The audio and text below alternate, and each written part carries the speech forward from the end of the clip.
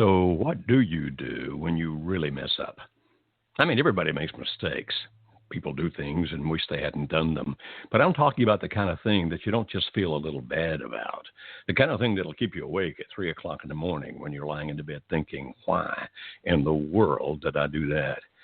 Man, if I could just have those 10 minutes back, or those 10 hours, or I guess for some people it could be 10 days, 10 weeks, 10 months, and sometimes even for people it would be 10 years.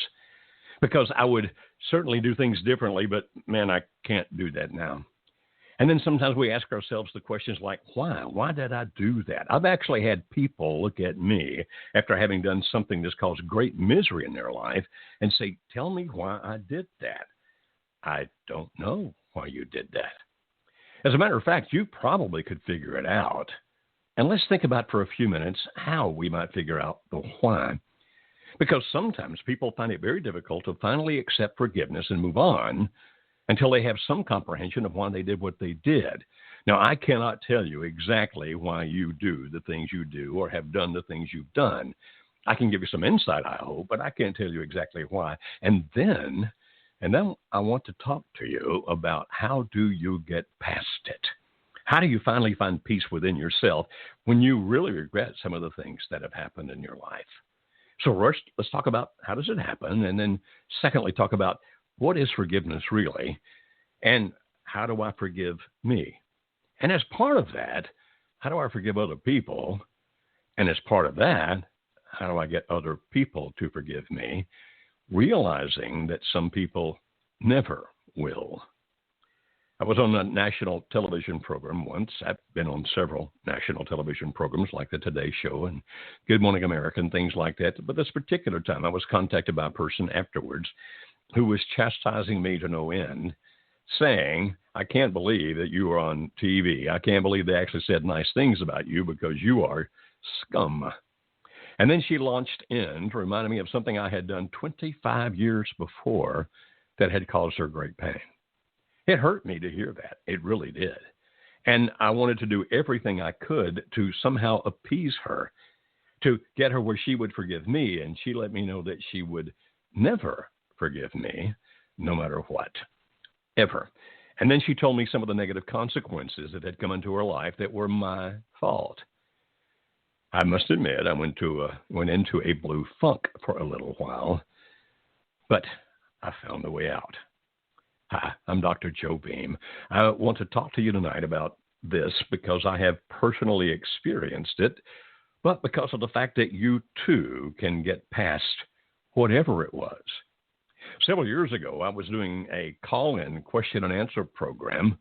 I was in a northern city. Let's just leave it at that. And this woman called me.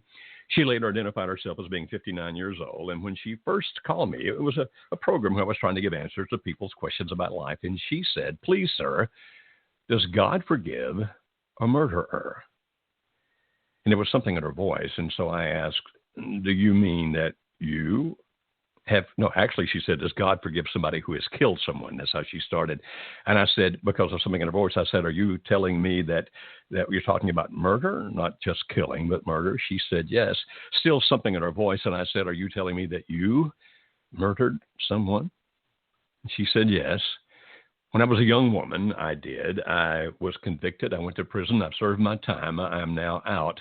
And I just want to feel forgiven. She said, I've actually gone to various pastors around the town and asked them, will God forgive me? And they've all told me no, that God doesn't forgive murderers. By the way, I'm quite convinced that was not the answer the pastors were given, but I am convinced that was the answer she was hearing. Why? Because of her guilt. So let's talk about it. Is guilt a bad thing, or is guilt a good thing? Understand that if we don't feel any guilt at all, we're going to wind up being what people call a sociopath or a psychopath, which means that we'll wind up doing all kinds of things without feeling any recrimination, without feeling any guilt about what we did, because it's all about us, what we want, how we want things to go. We'll manipulate people, we'll use people, we'll do all kinds of terrible things just because of the fact that it gets me the way I want or gets me the things that I want. So guilt, if a person never feels any guilt at all for his or her behaviors that are not what they should be, then that person scares me. On two different occasions, I have served as chaplains for police. Once was the Indiana State Troopers, and then on another occasion later in my life for the the Indiana State Police, I should say, and then the Alabama State Troopers. And I would ride sometimes with the city policeman in Evansville, Indiana, as a chaplain for the state police. And we would see various situations, and it was sometimes that we would run into people that had no sensation at all of any concern for anybody other than themselves. In other words, they did appear to be the sociopaths and the psychopaths. And it was the only time I ever saw the policeman get edgy. And I asked one of them, why not? I mean, why do you find yourself edgy with this person and you're not edgy with other people? And they said, because these people, you never know what they're going to do, because all they think about is themselves, period, and not anybody else, and they're dangerous. Well, don't be that way. On the other hand, if you feel guilt that is overwhelming, guilt that shuts you down, that's bad too, because of the fact that you just can't function in life. Think of it this way. Guilt does, in the emotional and even spiritual realm, what pain does in the physical realm. So if you couldn't feel any pain whatsoever, you might think, well, that'd be wonderful. Wow, no back aches, no neck aches. I'd love to where I didn't have any sensation of feeling pain. But you must understand that people who never feel pain are in jeopardy, because they might have a disease that would normally create pain, and they don't sense the pain, therefore they don't understand the symptom is there, therefore they don't get the right help. Or they might be in a situation where they get hurt, and it's really they're hurt badly, but they have no idea that they're hurt badly because it just doesn't hurt at all. So when people cannot feel pain, then they can't function because of the fact, well, they can function, but they'll function in great jeopardy because they need pain to say something's wrong, fix it. And that's what pain does in the physical realm. It says something's wrong, fix it. So if you sit down on a hot stove and you can't feel pain, you're in trouble. But if you sit down on a hot stove and you can feel pain, you get that sensation that instantly says something's wrong, fix it, and you jump off of the stove. Now, pain in the physical realm is equivalent to guilt in the mental, emotional, even spiritual realm, because guilt says something's wrong, fix it. You've done something that you believe is wrong. As a matter of fact, you may have hurt other people with it, and now you feel very guilty about it. I felt guilty when that woman contacted me and told me how I had hurt her 25 years earlier. I mean, I felt terrible. It was like, my goodness, I didn't even know that I had done that. But now you tell me I did it, I get it, I hear it. And it just makes me feel awful. So what do you do then? Well, we want to be able to feel some guilt, but not guilt that's so strong. Because if people have pain that never ends, never ceases, eventually that pain will completely shut them down. They become unable to function. On the other hand, guilt that doesn't go away, that's just there all the time, will shut you down as well, where you can't function. It may manifest itself in such things as depression or even anxiety or just a malaise where that you don't even want to function in life anymore. I think that some of the people who have become the proverbial sofa spuds, the couch potatoes, are people who don't want to function in life anymore because they can't face things, because they think, I've done enough damage, I've done enough harm, I don't want to do any more. Or why would anybody care about somebody like me, because I have trouble even caring about myself after what I have done. So whatever it is that you did that leads you to listen to a program like this, or whatever it is that somebody you love did, that you're listening to this program because you're trying to find a way to help him or her, stay with me.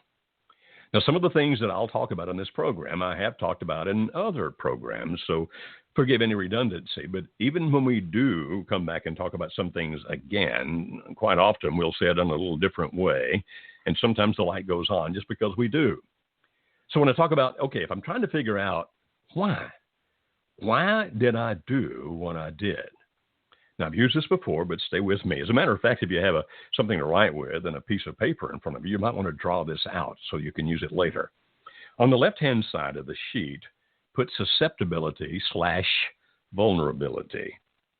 Just a little bit to the right of that, possibility. And just to a little bit to the right of that, put probability. Now, if you've stayed with me, on the far left, you've got susceptibility, susceptibility or vulnerability. Then you've got possibility. Then you've got probability. And just to the right of probability, write reality. And then just to the right of reality, put consequence. Consequence? Oh, consequence. You see, everything in life we do has some kind of a consequence. Either consequences that are good, that we enjoy, yay, that was wonderful, or consequences that we're not so happy about, that we wish wouldn't occur, but in fact they do occur. So what am I talking about here, and trying to understand why you have done whatever it is that you have done that you feel so guilty about? Most people have never done an analysis of what susceptibilities and vulnerabilities they have. And susceptibilities and vulnerabilities often come out of childhood. They can, at times, come out of your life after childhood, but before now. But let's just talk about childhood for a while. So if a person grows up in a home with a very abusive, let's just say an abusive father and mother, and they're both emotionally abusive and physically abusive and those kinds of things, what kind of vulnerabilities, susceptibilities do they create in the children that they bring up? Well, even though we hate to think about it this way, one possible vulnerability or susceptibility is that this child, as this child goes into adolescence and finally adulthood, might be a person who does things that abuses other people. I'm not saying that every person who's come from that kind of household will do that thing. Please don't misunderstand. But that's at least one thing that might come from that. A vulnerability or susceptibility is the only way I know how to communicate is through inflicting pain on others, because that was what was communicated to me. Or it'd be just the opposite, where it would be, okay, the possibility of vulnerability is that anybody who shows me any kind of attention, who can make me feel good about myself by the things they say to me, the things they do for me, just even the way they look at me, I'm attracted to so powerfully that I want to be with him or her, because of the fact that it just makes me feel good, because I have so early in my life wanted to get away from relationships because they were so painful, that this relationship now makes it where I'm going to be there. You have likely seen very young women, for example, who grew up in homes with very strict and or abusive fathers and mothers, who as soon as they could get out of the home did, and typically married the first man that showed them any kind of attention, although quite often those men turned out to be the kind of people who were also controlling and dominating and abusive. But what first attracted this woman to them was the fact that at least somebody now is treating me with kindness. So if you think about that, some of us have come out of childhood. For example, let's suppose you got a guy and he's been told all of his life that he's ugly, treated that he's ugly, and he doesn't go to his prom in high school because he thinks he's too ugly to ask a girl out. So he has no girlfriends, etc. And finally he gets out into life and becomes good at something. So maybe he has not transformed into the swan, but at least now he's doing things that make him more attractive to other people. Let's say maybe he's a great athlete, for example, or a great comedian, or a great singer, or whatever else it might be. And maybe just good at his job, whatever he does, and therefore starts becoming attractive to another person. He may wind up getting married then. Wow, this is great. But do you realize that with that person, there also might be the susceptibility or vulnerability to women all of his life, particularly younger women, because that was the age he was when women rejected him. And so I know of a minister several years ago who was extremely obese when he was a teenager. No girl attention at all. He actually became a public speaker and was outstanding at it. He finally had one of those surgeries and he lost a whole lot of weight. And now, because he was such a great orator, and because of the fact now he was really, not that guy that girls kind of ignored anymore, and I'm not trying to put down people who were obese. People started paying attention to him, particularly women. He had married in the meantime, but when he finally wound up having an affair, and I am not in any fashion or form justifying what he did, but when he finally wound up having an affair, it was with a 13-year-old girl. Now, she'd gone through puberty. She did look a lot older. In other words, he wasn't a pedophile. She had young